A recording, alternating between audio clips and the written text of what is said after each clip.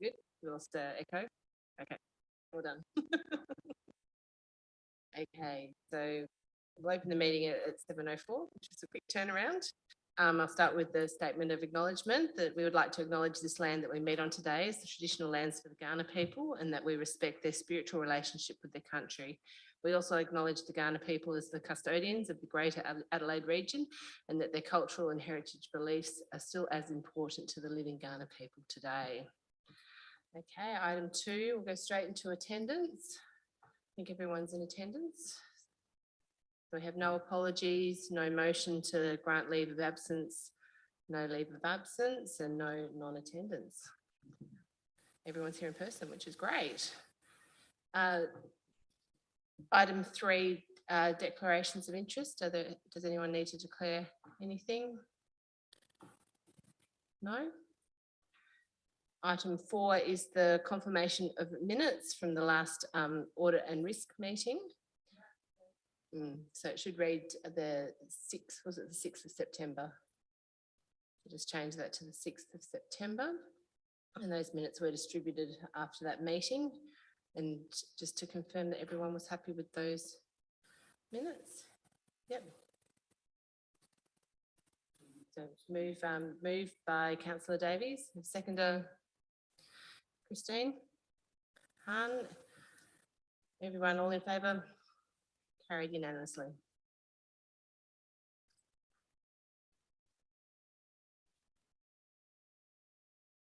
Okay, is there any business arising from those minutes? No? Okay, we'll move straight on to item 6. And we'll start with 6.1, which is the 21-22 financial performance summary report. And we'll hand over to Lakesh, who did you want to present, do your presentation, or just talk to the report? Oops, hang on, that's me. Thank you. So with this report, this is just the financial performance summary report, which presents the comparison between the budget versus the actual. So I haven't got a presentation on this. I've got the presentation on first quarter budget review, but I'm happy to take any questions in regards to the financial performance. I mean, we have got a good surplus of about 1.049 underlying surplus, which is good financially. And yeah, and we've been doing good in that sense. Thanks. Councillor Koch. Lakesh, I just want to talk about the net financial liabilities ratio. I noticed it's gone down, just basically 70% from 93. And then later on, it actually says it floats back up again. Did you just want to explain why that's gone down? It's on page 7 of 23.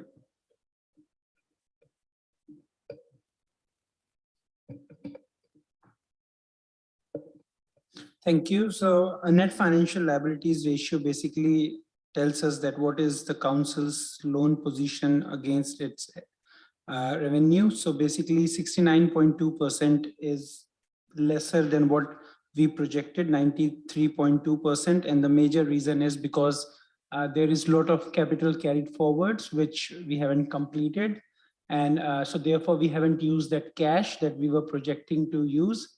And therefore we haven't drawn down on the CAD, like the debenture loans. So therefore our balance was much higher than what we anticipated. So therefore, like we thought that we're going to have a net financial liabilities ratios of 93.2%, but we ended up at a better cash position at the end.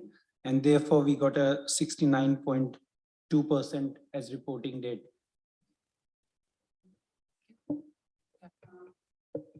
So in that case, we've used the cash to pay off loans, and then we will borrow money down the track to do the capital works.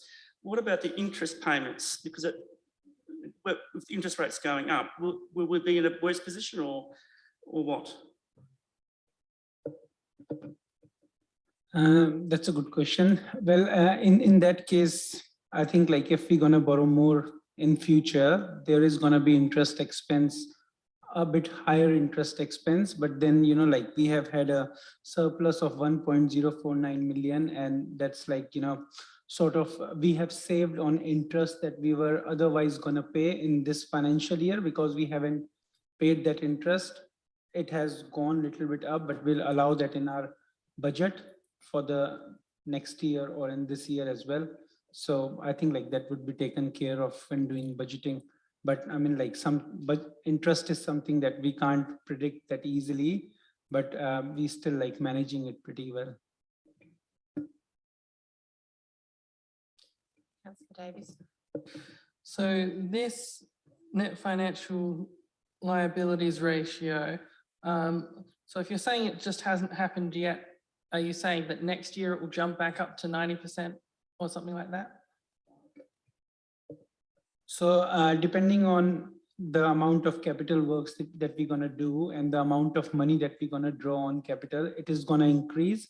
So we have already projected in our first quarter budget review that as at end of, so it's on page number, so there is a report which is coming as the first quarter budget review, and we are already projecting that the net financial liabilities ratio would sit at 85.2%. So that means like, it's a fluctuating thing depending on how much money we are using for our capital expenditure. So therefore, it is going to go up next year once those projects are done. So any other questions? Peter? I just have to... Yes, thanks, Lakesh, for this report. It's a very good report in many ways.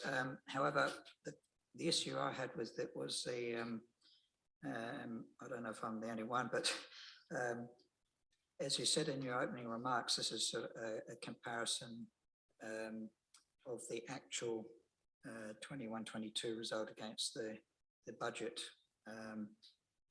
But the way this report is written, it's mainly, and it does, I mean, in the table you have the variations to the budget, but it's the main explanations given in the various commentary within the report seem to be between the prior year actual and the current year actual. And I think, if I'm correct, the legislation requires a really clear report against the original budget effectively. So you're really accounting for what you said you were going to do with what you actually did do, as opposed to what you did do the previous year. So I don't know if you want to comment on that, Lakesh, but it may be just a matter of separating out the report so you have a clear explanation of the movements between one year and another, and secondly, a report on the accountability of the actuals against the budget as with separate explanations. So I want to comment on that, or someone wants to comment on that.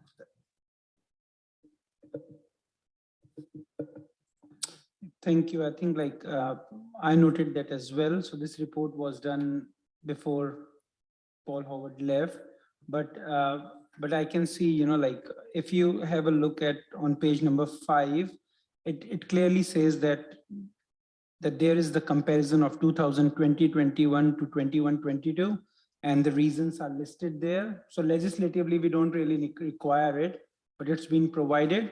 But if you move on page number 6 of 22, 6 of 23, it says that the favorable actual operating variance of 1.27 million disclosed in table 1 above against the revised 2021-22 forecast is a combination of increased income of 152K and a reduced expenditure of 1.1 million.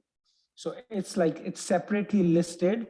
I'm not 100% sure that moving on, shall we be comparing last year's result with this year's result to suffice the legislative requirement? But as far as, you know, like that distinction, it is already distincted in the report.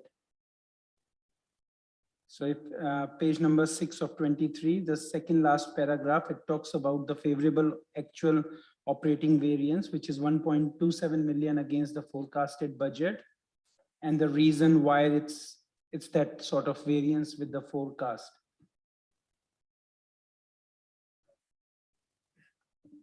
Yes, I see that statement, but in if you take, for example, on that same page above, we're looking at employee costs.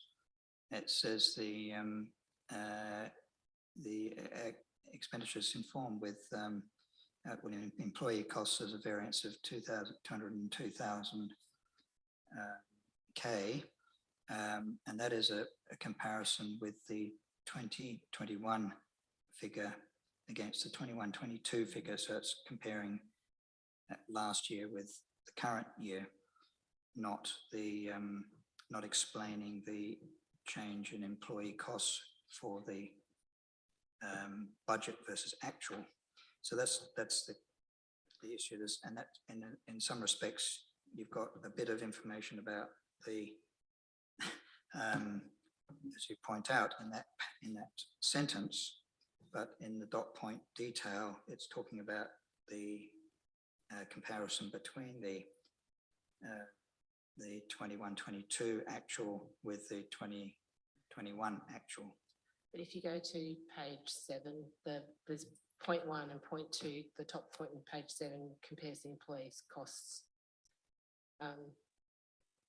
So that first section, correct me if I'm wrong, but the first section is against prior year, and that second section at the bottom of page 6, top of page 7 is against the budget / forecast. We've done it both ways, is that right? And the savings, and like if you compare to what we forecasted against what actually happened, there is actually a savings of 270,000 in employee cost, which is due to the vacant positions. So that's on page number 7. I mean, moving on, I take your point, Peter, like we should be focusing, I mean, the amount of description that is there on page number 5 and 6 should have been more on comparing budget versus actual rather than comparing actual versus actual. So yeah, point noted. And I think like we will be amending it moving on from next year. I guess I was looking at the bulk of the report and assumed that 899 was the hadn't changed, but there's only a very small amount of information on the actual versus budget, and that's sort of like the bottom of page 6 and a little bit on page 7. So the emphasis of the report is more about the prior year. So it's just a bit, it would have been better if it was a separated report, I think, and then it would have been clearer. And it was amiss of me not to introduce Sharon Perkins at the beginning of the meeting, who has taken over from Paul Howard. And I'm sure that Sharon and Lakesh will take notes and when they're working together going forward for FY23 and the reporting and the way that that's being presented to the Audit Committee. Christine, did you?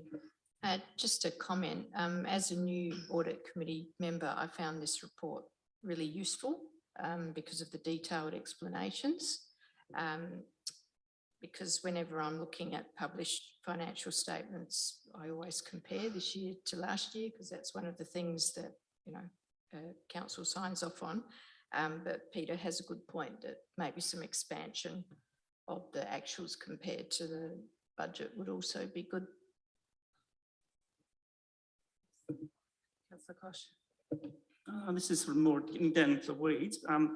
Just looking at on page 6 of 23, we've got a 21% decrease in water consumption. I assume that's just on the ovals.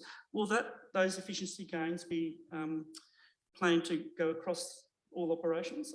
Are we looking for more efficiency gains, basically?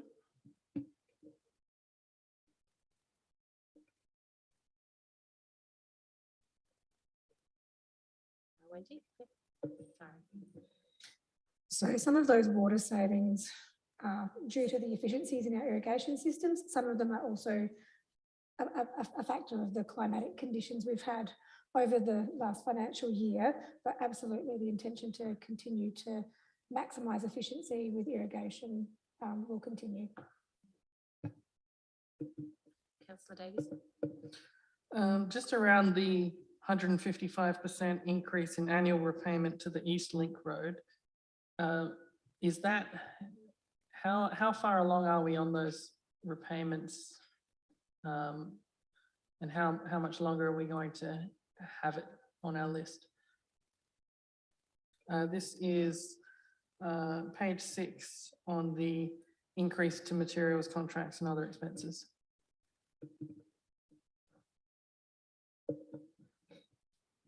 Councillor Davies, I will have to take that one on notice. I'm still trying to get familiar with all the repayments on the Link Road. Yeah, just further to that,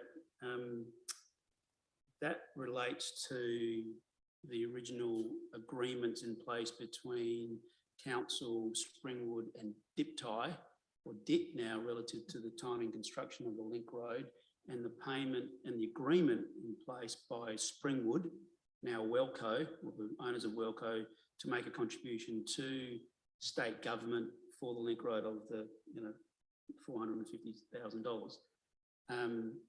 The parties are in dispute. Now that funding was supposed to be paid to council, then council pays state government.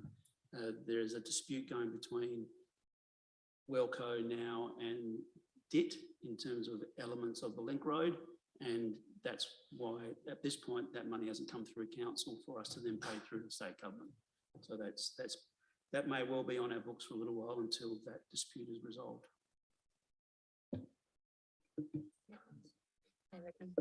So where are they up to with the dispute? Are they in discussion? Are they taking legal action against each other? What's the nature of the dispute? Well, I'll try to respond, and then Wendy, if I get anything wrong, you can jump in. The nature of the dispute is relative to elements of the construction of the road, the encroachment of the road, relative to some land ownership and some boundaries that need to be adjusted, as I understand. No, it's not reached the point of legal court proceedings. We're involved, and Wendy, as I understand, so far as protecting our interests, and making sure that the dispute is resolved as far as reasonable relative to the asset that we'll then take on.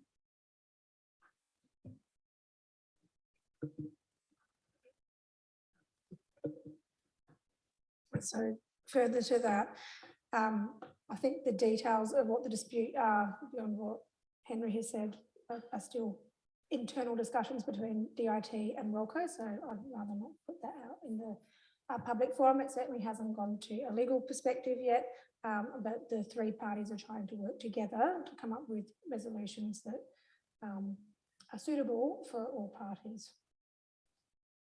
Thank you. Are there any other questions? No? Okay. There's no other questions, and we have an officer's recommendation that the Audit and Risk Committee recommends to council that the 21-22 financial performance summary report be received. I have a mover. Christine, seconder, councillor Kosh, all in favour? Yep, unanimously carried. Okay. Move on to item 6.2, which is the 21-22 general purpose financial statements. And I believe we have a presentation.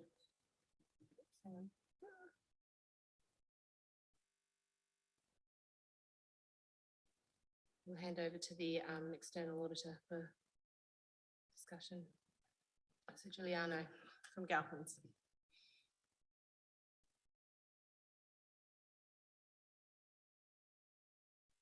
Oh, I haven't prepared any presentation as such. oh, just a But I'll discussion of what you just, yeah, found. but just, maybe I'll just go through the audit completion report, which I think is included in the agenda.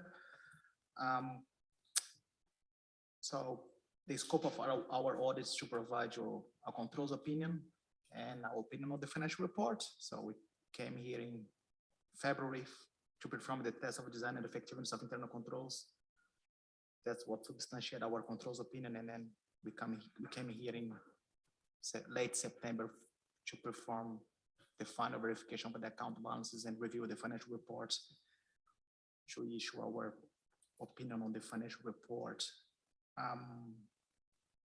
So just talking about the controls opinion a little bit. As we have new members here,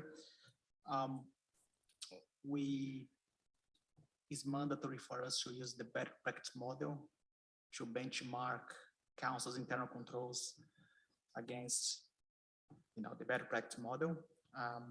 The better practice model is a list of over 300 controls, 300 common internal controls in local governments. Obviously, you don't test all those 300 controls. That's why we adopt a risk-based approach of identifying the key business cycles within the council. And then once we identify the key business cycles, we identify the core controls as per the better practice model related to those business cycles. And after adopting that risk-based approach, we identified 100 controls you would expect to see in place for a council like Town of Gawler. And within those key business cycles, we listed in the section 3 of our audit completion report. And then the results of our audits is that council had 94 controls operating effectively out of 100, which demonstrate a high level of compliance. As I mentioned before in the in-camera session, we have 3 types of clients. We categorize them into 3 categories. We have the bottom category. Those are the councils we qualify in the opinion. Then we have the mid category. Those are the councils that just made the cut and had a satisfactory level of compliance. And the top category, those are the councils that demonstrated a high level of compliance. And that's where Gawler sits at the moment. And you can see the improvement in the number of controls operating effectively in the past 3 years. And it's really important for us to do that because I guess the main service we provide is assurance services. Would be too easy for us to come here with a list of exceptions and say, those are the weaknesses, I'll see you next year. But we need to provide you the big picture here, like how council is performing in terms of effectiveness of internal controls and compliance with section 125, which is a good result. Yeah, so that's, if you are here to provide a clear controls opinion, you should be able to demonstrate why. Talking about the final audit, I think before our visit, we received a good final draft of the financial report. There was no significant variances between the first draft and the final draft of the financial report. I think we got well in advance, and then that gave us the opportunity to discuss that first draft before our visit with Lokesh and Paul, and look at the main variances on the financial report and identify the key risks on the financial report. There was a significant improvement from last year in terms of getting all the assets capitalized on time for our audit. I think last year was a typical year because of those significant capitalization from the Golar East Link roads, which there were delays last year. Then I think council took the lesson from last year and then anticipate and had a better synergy with asset management to ensure that all the capitalizations were done and included in the asset register before our visit. So last year was a challenging year. This year was a good year in terms of synergy with asset management. And next year, I think will be even better because now you have an asset accountant that has a good understanding of your infrastructure assets. I think it's the trends that is going to be better next year, even better next year. And yeah, that's my update on the audit. And I think important points to note was there was no immaterial uncorrected misstatements, so you didn't have any adjustments to the financial statements, is that correct? Yeah, I Looking think at your closing report. yeah, everything we requested council to amend was amended, so yeah. So that was good. And then also the point from your final management letter in relation, that was a low risk item in relation to employees with excessive annual leave balances. But my understanding is that is currently common across a lot of organisations just due to the pandemic and people not taking leave as required. Yeah, this is a easy finding for us to include in our report, so yeah. And I think 12 employees, how many employees you have in total? It's, well, yeah, I don't know, but it doesn't look to be a big number. Yeah. So good outcome. Thank Yeah. you. Yes. Councillor Kosh. I was just wondering whether you could comment on our debt level and our sustainability. So just on the debt level, just took some notes here. Okay, so we usually benchmark your net financial liabilities against other councils in South Australia. So, and then we do that to see what's a common level of debt and to determine what the risks different councils are. So we see the high risk ones as we have like councils in South Australia that have like over 100%, which is Cyril Playford, Cooper Pedy, or Peterborough.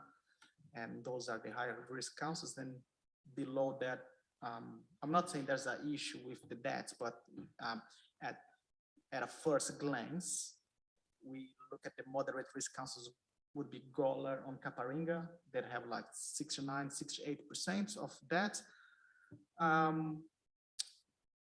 In the past 3 years, there was a reduction of debt, and from memory, council is planning to reduce the debt to 49% by 2027.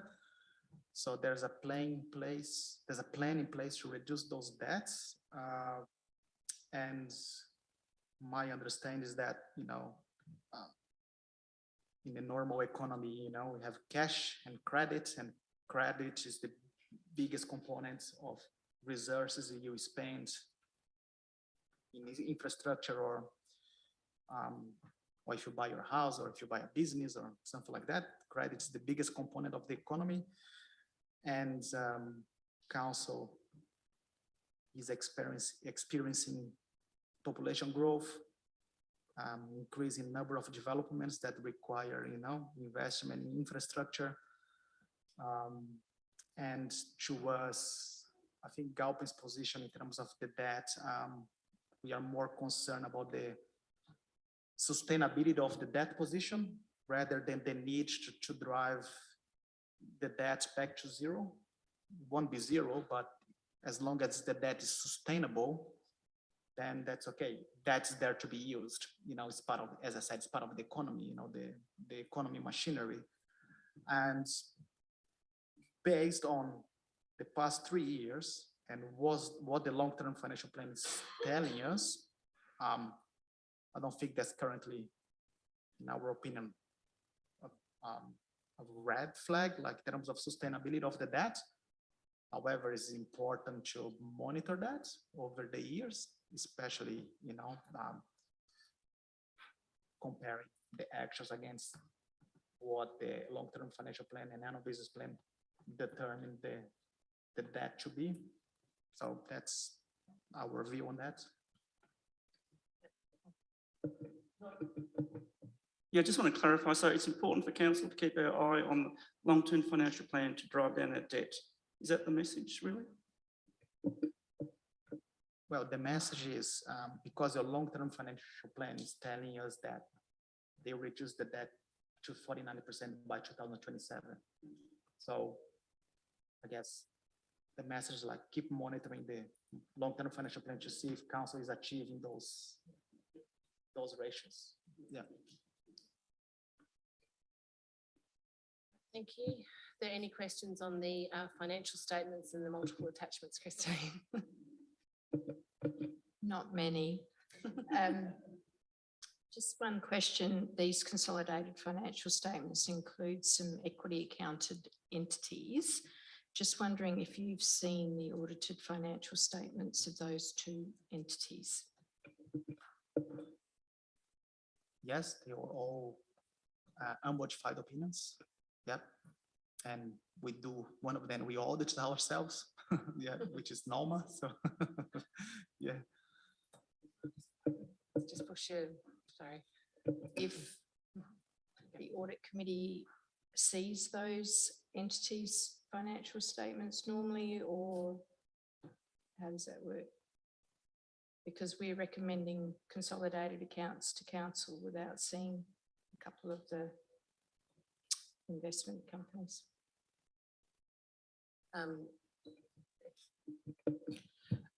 We certainly present the budgets for the two entities through council. I'll need to take on notice, or Lakesh, if you can answer relative to the financial statements. So those, thank you through the chair. So through those two entities also present their annual report, which is presented to the council, and the annual report do contain financial statements. So that is actually presented to the council. Oh. Sorry, Paul. Like, for example, I'm sure Norma's financial report came to the audit committee. I'm sure, like, from memory. I think because we had an issue, there was an issue. Yeah. Remember? Yeah, yeah, I think you're right. yeah, and it did come, and I had to explain the issue. Yeah, and I think that's a good point going forward, if we could have the annual reports, the financial statements to the equity accounted entities as part of the, you know, our review of the financial statements at year end. Good point, Christine. Yeah. Just on page 93, this is in the notes to the accounts.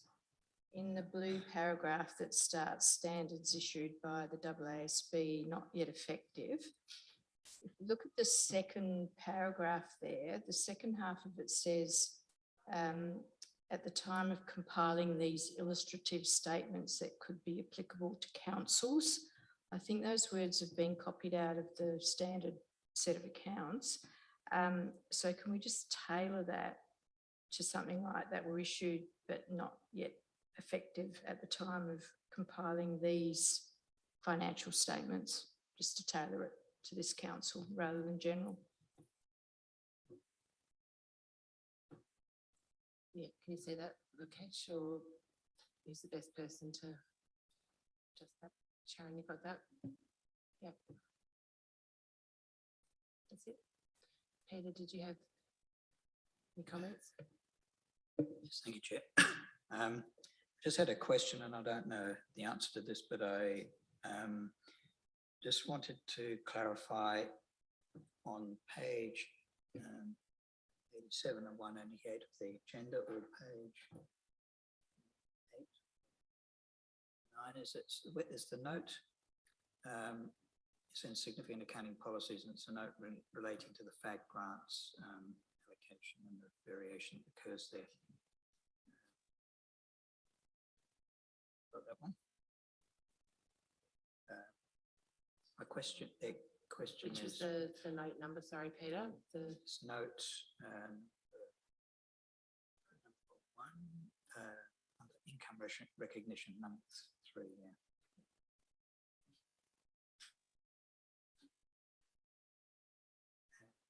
At the bottom of the page 87 or 9, I can't tell from here.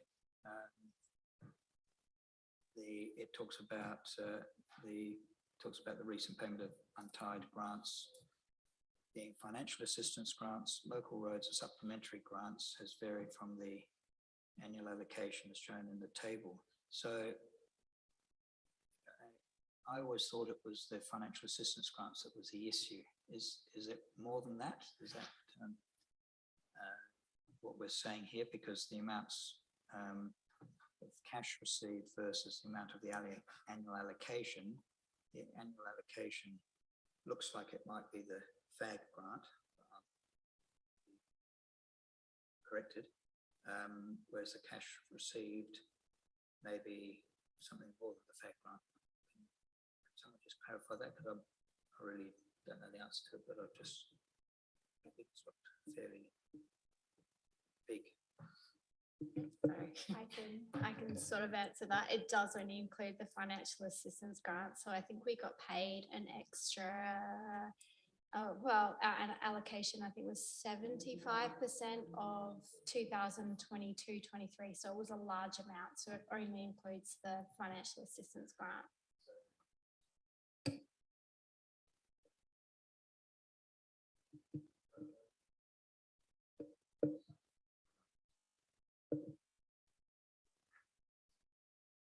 It does include the local roads, because the local roads comes under that financial assistance grant funding. So there is a split allocation when we get the money, and then we get a letter from the minister which gives us that breakdown.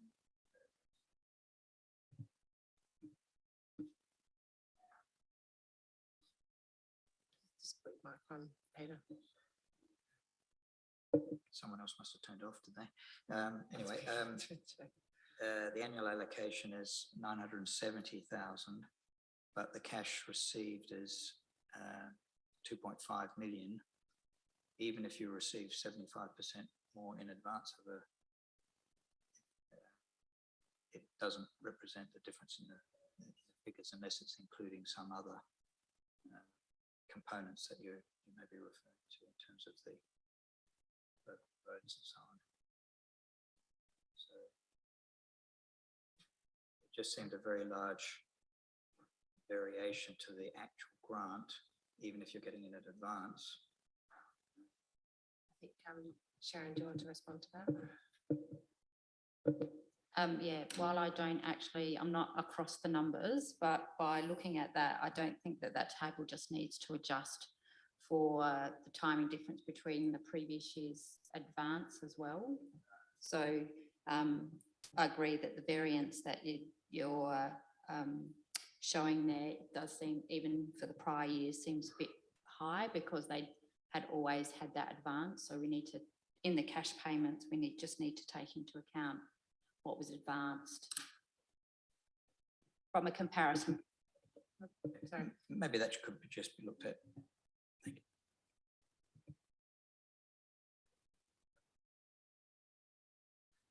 you. Are there any other questions on the financial statements or any of the attachments?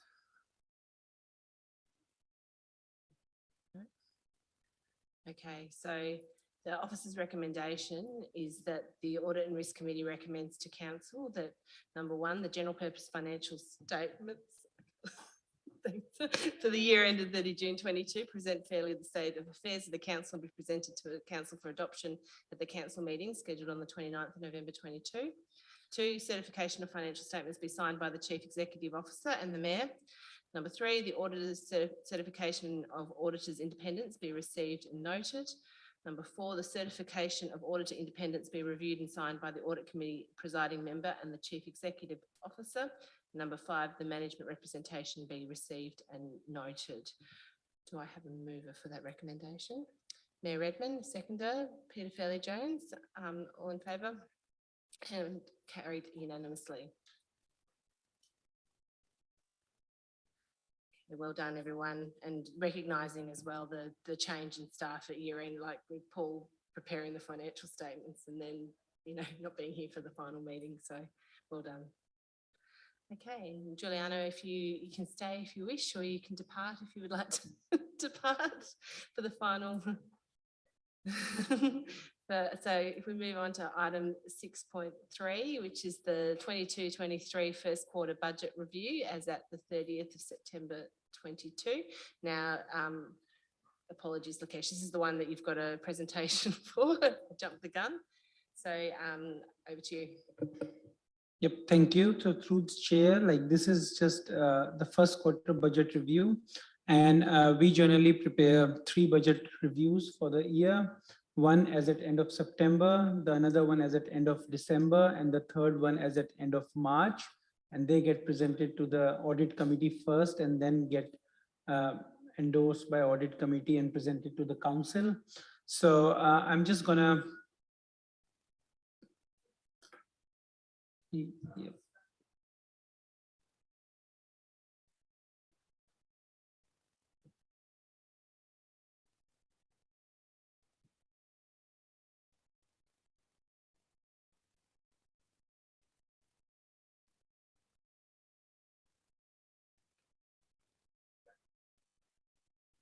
Jacket.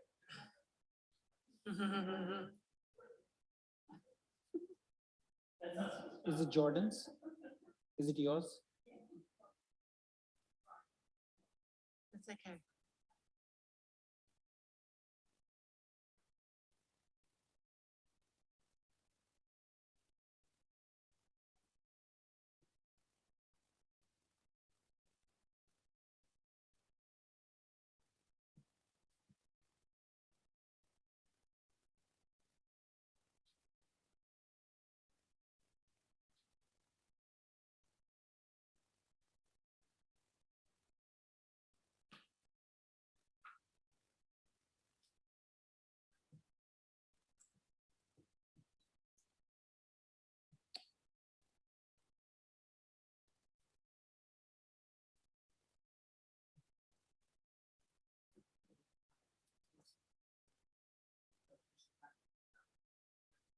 Yeah.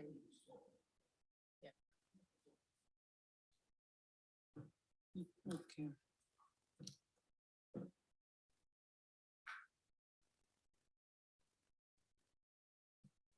Yep. So through the chair, so the major reason why, like the major things that we cover in the first quarter budget review is making sure that the end of financial year results are incorporated in our first quarter budget review. So we have got like end of financial year position as of 30th of June, and we make sure like that's incorporated in our first quarter budget review. Secondly, like what we make sure is that all our capital projects that have got carried forwards are actually accounted for in the first quarter budget review. Since there is only 3 months into the new financial year, so we don't expect to be making very big changes in operational side of things. But if there are some changes that we know of which needs to be accounted, we account that. So the major focus is incorporating the end of year results and end of year capital expenditure carry forwards into the budget. So looking at that then, so the presentation is up there. I'll just talk about this. So we have got the fundamentals of budget. Why do we do it? The first quarter revised budget overview, the budget comparison overview, operating income and expense movement, income variances, expenditure variances, capital expenditure movements, and financial indicators. So, so the fundamentals of revised budget. So it is a local government financial management regulation requirement. We at least should be revising our budget twice, but at Town of Gawler we do it 3 times. So we are meeting that legislative requirement. and presenting it to the council. The next page is adopted versus draft budget. So if you have a look like at the adopted original budget, we projected at an income of 33.6 million and a projected expense of 35.1 million. If you see at the draft first quarter budget review, it says here the projected income is now 34.6 million, which is like an increase in income of 919K. And likewise increase in expenses of the same amount. So our overall position doesn't change at all operating wise, and our underlying operating surplus still remains at 168K. Whereas if you see, like, as I've highlighted before, the major thing that we do in this budget review is incorporating the capital carried forward. So the capital expense was 13.08 million in our initial adopted budget. And in the first draft, first quarter revised budget, we are projecting a capital expenses of 16.3 million. So now that incorporates all the carried forwards once the books have been closed, and the increase in the capital expenses likewise. And there is an increase in capital income as well, which is 2.18 million.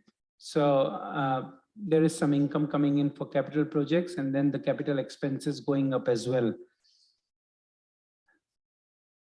Next sheet talks about the operating income and expenditure, where it actually increases or decreases. So if you have a look at the income, 919K has increased. Majorly, like, the increments come from grants and subsidies, 763K. There is a minor increase for statutory charges. And then there is investment income that has increased by 138K. Expenditure wise, employee cost is down by 377K. Material contract have increased by 1.2 million, and the finance cost has increased by 120K. But overall, the income that has increased is 919K. Expenditure that has increased is 919. So there is a nil effect on the operating position of the council.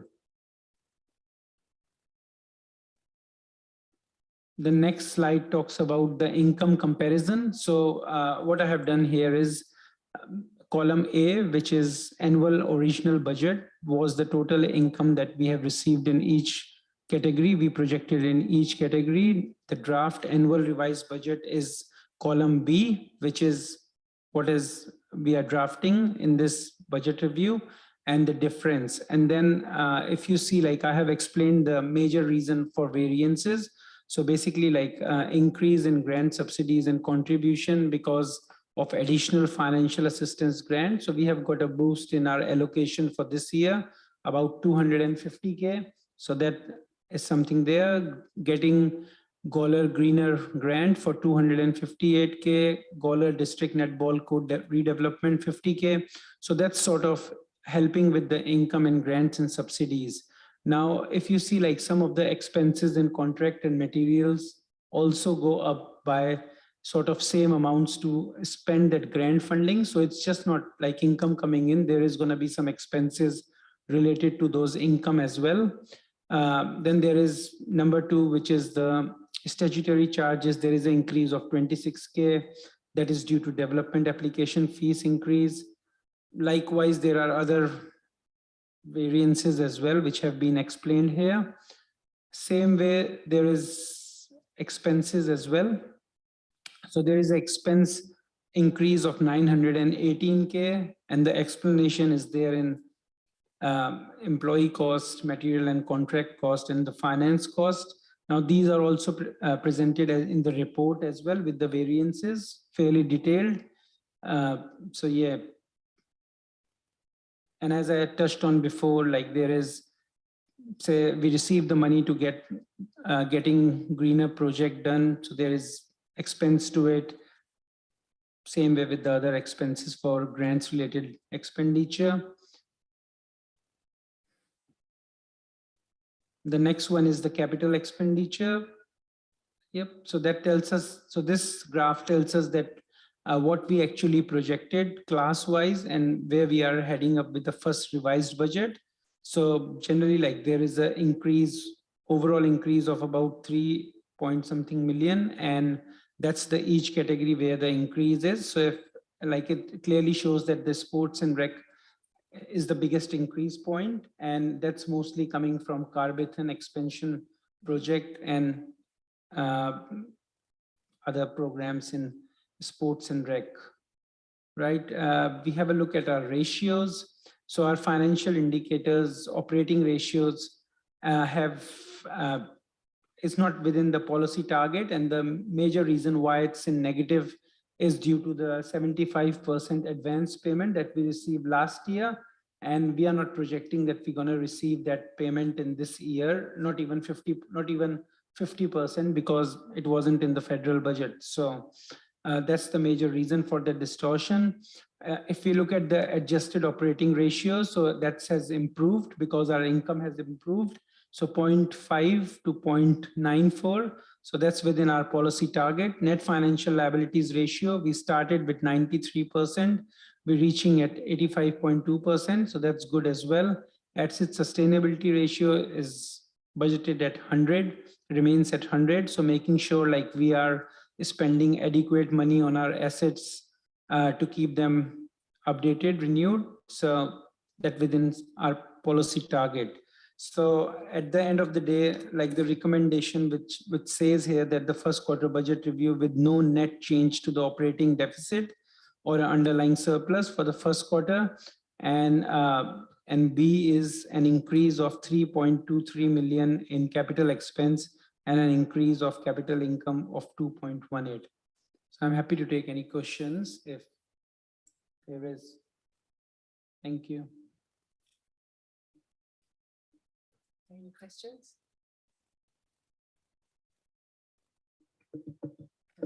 So this is a general question to the report. It might be for Wendy, actually. Just it mentions the Apex Park toilets design and construction as still in progress. I'm just wondering what part of it is still in progress. Through the chair, the only thing that is still in progress is some remaining works to improve the locks on the doors. Thank you. Any other questions? Now I've got a question that probably isn't on notice, and I'm not sure whether, Henry, this is directed at you or, you know, anyone else wants to answer it, but I feel organisations, sorry, I'm still getting over a cold. Organisations for FY23 are sort of going from dealing with the pandemic to business as usual. Now we've got the deferred capital expenditure from last year, and we've just carried that into the FY23 and say, oh, we've got all this budget because we didn't spend it last year. However, is that reasonable? You know, can you catch up, or what's sort of your strategy for the next, I mean, we're almost halfway through the financial year, but what's sort of the strategy to round off FY23 so that we can see the council is, you know, back at business as usual, BAU, you know, with all the, everything that's happened over the last 2 years, and can go forward, you know, and as we've discussed, it's been brought up in the meeting before, that, you know, we're managing our debt levels, we're getting back on track, you know, after what's happened in the last couple of years. Yeah, thank you for that. I might have it, well, I do have a response, and then I might get Wendy to go into the particulars. So whenever we get to the transition from one financial year to another, it's always about reconciling the financials and making sure that whatever does come over from one year to the next can be then delivered. And if it's sustainable in terms of the delivery relative to projects and staff and so forth, then fine, go through that analysis and we have those conversations. If we can't, then it's about rejigging the budget as it was established for 22-23, because we don't want to set ourselves up to fail. And I was certainly confident that as we were heading towards the end of the last financial year, then getting into this financial year, that the majority of the projects in question were progressing. It was a timing issue. But I'll certainly ask, and I was keen to make sure that Wendy was here today, because anticipating the conversation about the capital works program and the staging. And so, Wendy, if you could add further to that, that would be appreciated.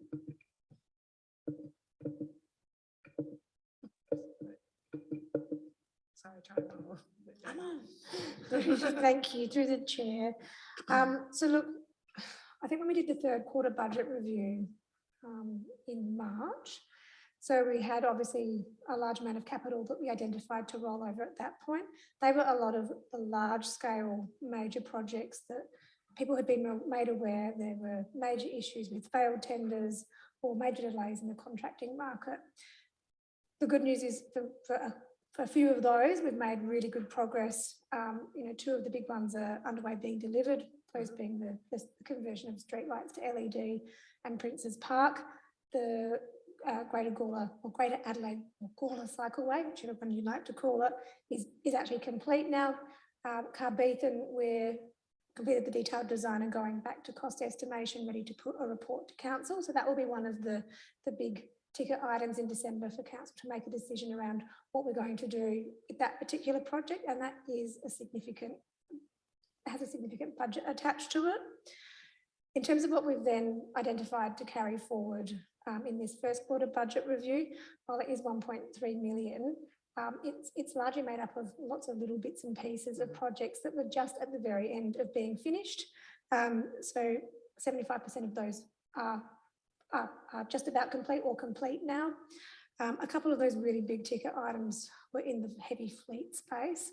So while it might be going into business as usual, the markets in some spaces are not. I haven't cooled yet. So fleet is certainly one of those spaces we are having huge troubles getting timely delivery of vehicles, be it light or heavy.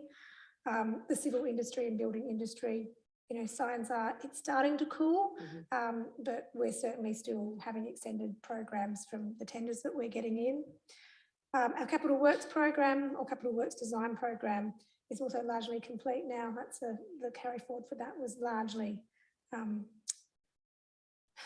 due to delayed invoicing more than delay in work. And one of the other large items on that was the beautification plan, which they had the start-up meeting for this morning. So I don't think we're 100% out of the woods. I do think the market still has a way to go to coming back to business as usual, especially in civil and building. Actually, and landscaping. I think landscaping has also been exceptionally hot. But I can see that our projects are closing out. Our procurement is going largely to plan. So I'm confident that we're going to perform better than we did last financial year. Yep, that's good. Sounds like you're on top of it. Councillor Gosh. Yeah, thanks, Meg. Just to clarify, we held off on a number of projects because it was just too expensive. Was that right? And is that, when you say it's cooling, does that mean that the prices are coming back to a level that's reasonable? Well, through the chair, I think what is reasonable is probably a little bit open for interpretation in the market at the moment. The cooling hasn't gone anything like back to pre-COVID and pre-economic stimulus world. I guess it's more that the signals in the market we're starting to see that, and in discussions with peers in other local governments, we're starting to see that the market is cooling and contractor prices are coming in somewhat more reasonably. So the big ticket item being Carbeathan Reserve upgrade, which is the one that we made the decision, or council made the decision to put on hold given the cost implications of proceeding. Oh gosh, was that earlier this year, like in February or March?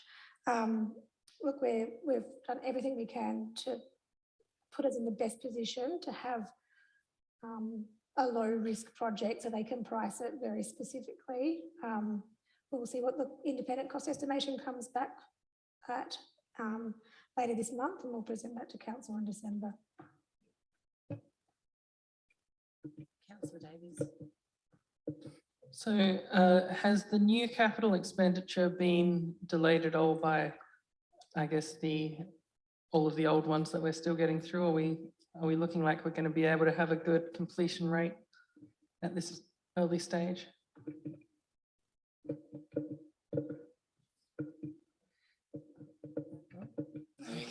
And then through the chair, so there's no doubt the staff are very, very busy working their way to complete last year's program while also diligently trying to get the procurement done for this year's program. Is the procurement for this year's program a little bit slower than we would have liked? Yes, that's not just a factor of having to complete last year's work. It is also that we're also down in staff, and that absolutely has an impact in what we can deliver. I guess the other point to add to that is the additional grants that came in very late in the financial year last year have also taken resourcing to progress, and we've had a couple of surprises with Pioneer Park Wall, which has also taken up resourcing. So it is a balancing act, but the intent is to get as much of it done as possible. And look, come Q2 budget review, if we need to give notice that we're going to have delays, we'll give earlier rather than later notice.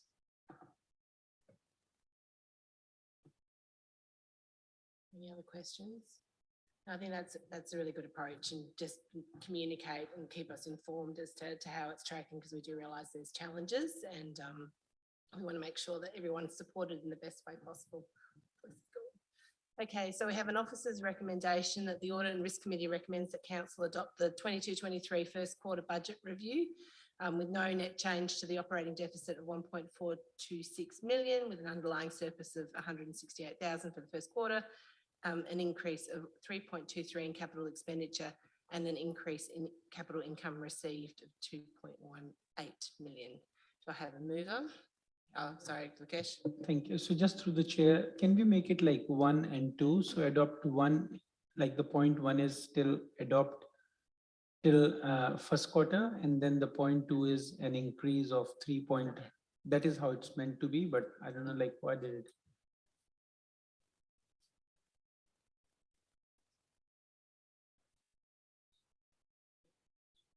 Yeah, just go Yep. to, yeah.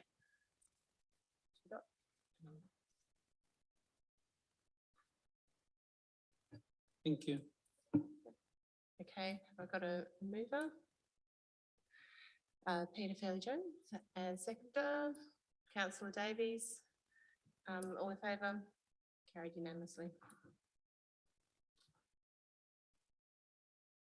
Okay, the next item is information report section 7. So 7.1 is the Barossa Regional Procurement Group update. Have we got someone to speak to this item? No? Thank you.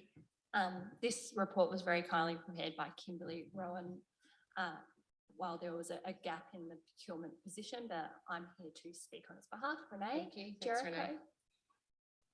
Renee. This information report provides an update in regards to the activities of the Regional Procurement Working Group, including savings and efficiencies gained through the collaborative approach since implementation of the revised model in July 2021. The working group continues to meet bi-monthly and has a number of notable achievements, including joint collaboration in market research in relation to a procurement and contract management system. And this has resulted in Town of Gawler proceeding to an expression of interest and now a select request for tender. And we're in the final stages of the evaluation process for that. The group has also conducted 5 contract reviews with the councils agreeing to exercise renewal options or extend existing arrangements. We have also have achievements through the sharing of information and knowledge relating to best practice, compliance and probity and risk management. Town of Gawler and Adelaide Plains Council have been impacted by the turnover of procurement staff, and the collaboration has provided peer support, guidance and mentoring. For the past 12 months, the working group has been coordinated by Town of Gawler. Adelaide Plains Council have indicated that they're willing to take over this role, and we will be meeting later this week and hoping to handball it that way. Yep. Okay, are there any questions? Councillor Davies. So in terms of contracts that are shared across the councils, has there been much looked into in terms of cleaning and that side of maintenance contract. So last financial year, the councils undertook a joint procurement process to engage a new cleaning contractor, and all the councils decided to enter into an arrangement with that contractor. The arrangements are individual arrangements between each council and that provider. Councillor Kosh. Yeah, thanks. I'm just looking on page 197 of 198. It lists there which councils are participating in each contract. And I noticed that we're not participating in the cleaning of toilets and barbecues, but a whole lot of other things. Was there a reason just behind that one? The cleaning of toilets and barbecues are currently insourced by Town of Gawler.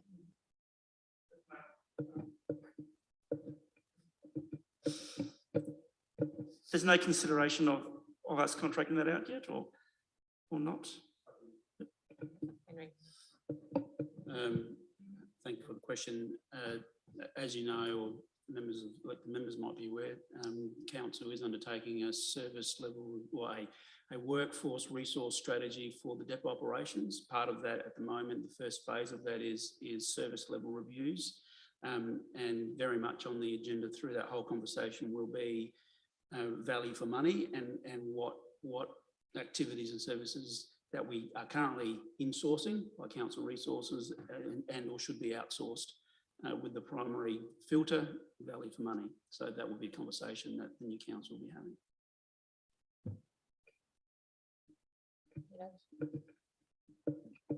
Yes, just a question in relation to the procurement and contract management system. And for one reason or another, the Light and Adelaide Plains have opted to not proceed at this stage, and Gawler's going ahead anyway on its own. Does that mean that there will be, I mean, is it intended that there's likely to be some synergy in using the same systems in due course, or as a timing issue, or does it mean that each council will get maybe a different system? It's very possible that each council will get a different system depending on their own requirements.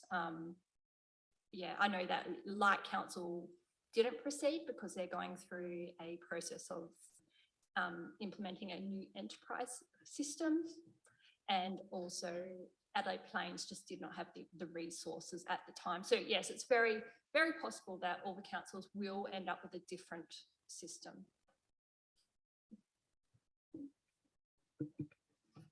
Henry. Well, this is where, with every best intention, we seek to collaborate, but where we can't, we just need to move forward. I'm hoping that as a consequence of the Town of Gawler moving forward, Town of Gawler having procured a solution and the preparations for that then that could be hopefully a lead outcome, and that the other councils, when they do get around to it, they might then hopefully have a similar platform, and then there's obviously better opportunities for further collaboration and integration. That's the intent, but we just weren't in a position to hold off anymore. So when we come up with a solution, they'll get it for free, will they? I hope not. I hope not. Because that's what. Sorry, most definitely not. This is a out of the box solution that council will need to pay to implement, and then have a yearly subscription to, just like any other software that we may purchase to help us manage our activities. So the efficiencies there are that Light Regional Council undertook the majority of the market research for this system, while Town of Gawler had vacancies in their procurement team, and then that information was shared with Town of Gawler so that it had a base to progress from, to go to an expression of interest and request for tender process. So there's definitely, we've gained value through that relationship.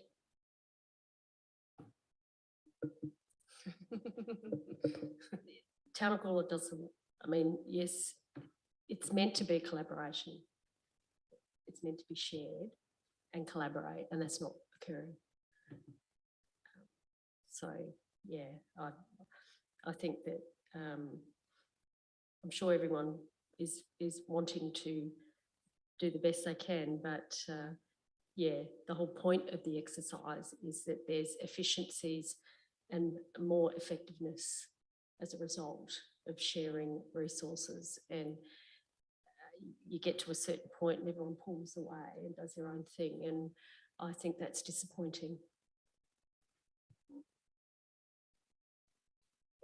Councillor Davies. So just on the street cleaning, is there a process for, I guess, feedback and review, or for the councils to come back and give their views on how it's going, or some sort of, you know, check in on the process on that? There would definitely be, I would expect there to be at least an annual review of that, and that the councils would do that jointly and bring that information back, much like they do with the Downer road sealing contract. They have a group that meets and discusses the progress of that contract. Any other questions? Sorry, a question for you, Renee. And just, I don't mean to put you on the spot, but because I saw in the report was that there was a savings on the cleaning contract overall. It was at almost 100 grand was saved from that. Then that was a good news story. You've got the, you know, other councils have done this. I think Marion and Charles Sturt have got a similar arrangement going, or they did, a couple of years ago. What do you see as the benefits of this? You know, we've got concerns about, people sort of just, haphazardly participating, when it suits them, when it doesn't suit them. What are you sort of seeing that is working well and is advantageous to Gawler? I think the sharing of information and knowledge and skill sets between the council has definitely been a benefit. I know that when Town of Gawler had vacancies, that Kimberly would come to me when I was working for another council and seek advice and direction, and I was happy to provide that. And in turn, I've done the same thing for Adelaide Plains Council previously. So there's definitely, we don't need a dollar value on everything, but it's not always about the money savings. We're talking about, collaborative working and efficiencies and sharing knowledge and skills. Yeah, that sounds good. I think it's to keep that in mind too when you're reporting as well, whether where there has been wins, because it is difficult, and other councils have tried it, and some have succeeded, some have failed. So it's good to know that there are benefits in there. Are there any other questions? Oh, sorry, can't see. So in terms of, we always have a problem with the state government in terms of cutting of grass and that sort of thing in the areas that are sort of slightly outside the council borders and that sort of thing. Is there any possibility of just getting them to pay us to contract someone to do it, or something that could make that more reliable? I'm just thinking outside the box. Oh, sorry, Wendy. Yep, through the chair. I can take that on notice. I understand the frustration. At the moment, I don't know where DIT would stand on that, and I don't know what precedents it would also set for the ongoing long-term maintenance either. So I think we would need to very carefully assess that option. But yes, I understand the frustration driving the question.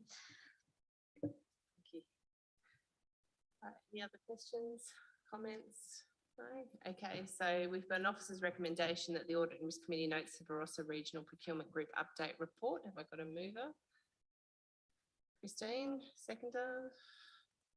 Peter? All in favour? Carried unanimously. Okay, so item 8 was is items listed for discussion. Are there any items listed for discussion? Okay. I think for future, the asset accountant would be more than welcome here to provide a presentation on what they're doing and how they're incorporating assets into financial management. Okay.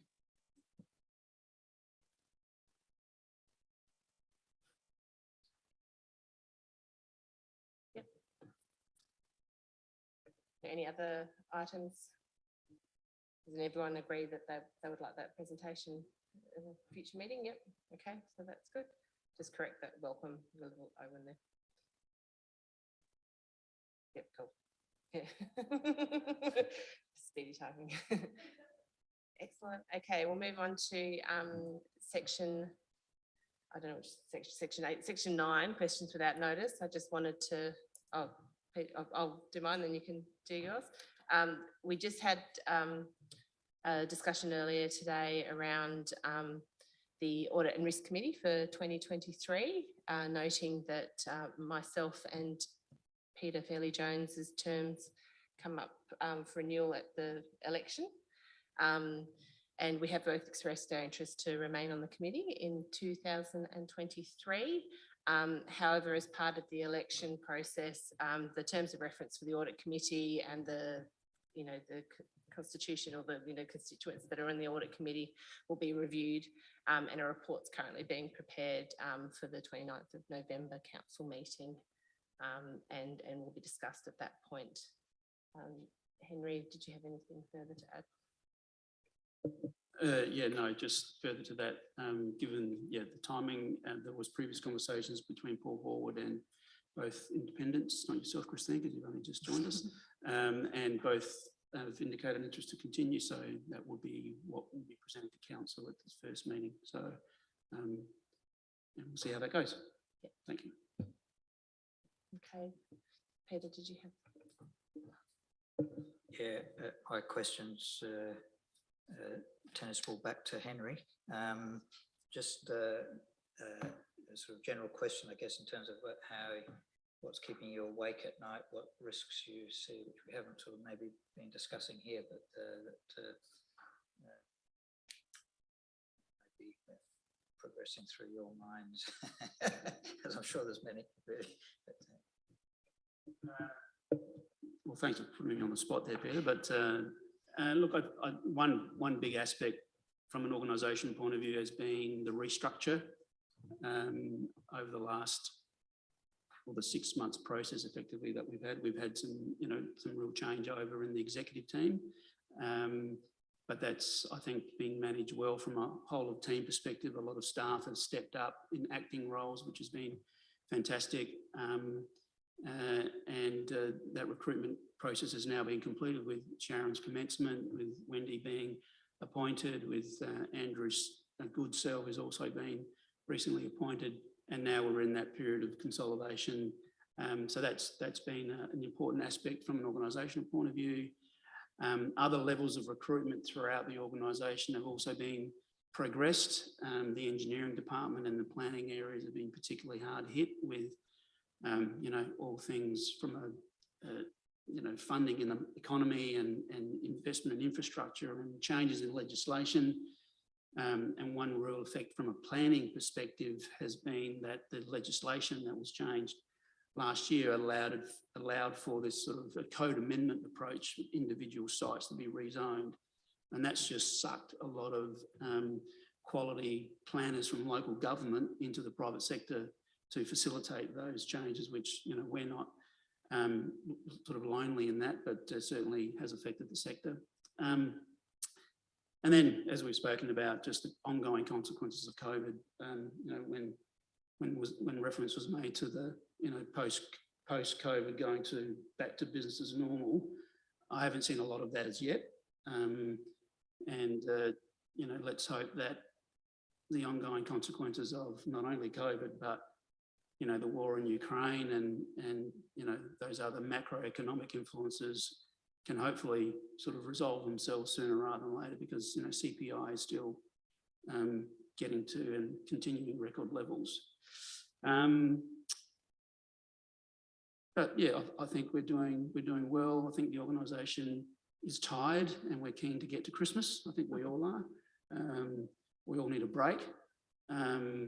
And I just appreciate everybody's contributions, and including this committee. Yeah. just put your microphone on. Slowdown in development recently at all, or is it still going gangbusters? I think the figures show that it's still going gangbusters. I think we are a growth council, we'll always be a growth council, and if anything, again, COVID and the consequences of that the development sector are still proceeding with their pipeline of investment and pipeline of land divisions and so forth, to the extent that we're having a conversation today that in Gawler East, for example, we have a 1,000 lot trigger that was and has been in place, which then forms the trigger for infrastructure contribution or infrastructure delivery post the 1,000 lot. And I think we had that in our sort of projections to be several years down the track. That's now, within the next 6 or 12 months, based on the new developers fast tracking their land division applications. So, yeah, still very busy in that space.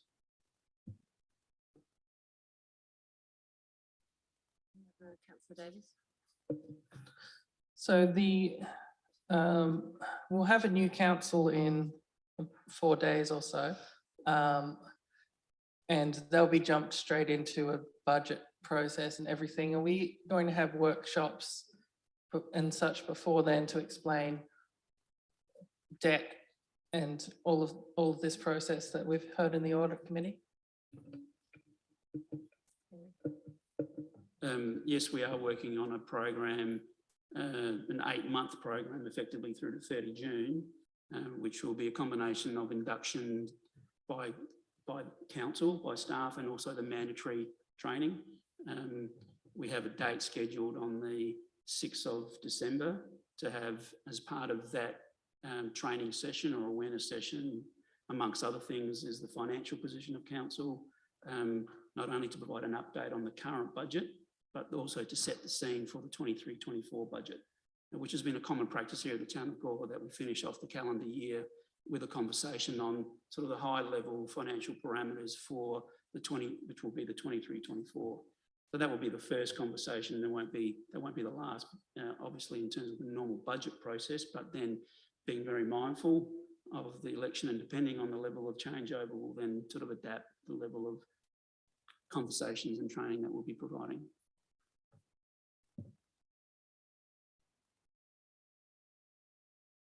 No other comments? All right. Item 10 is motions without notice.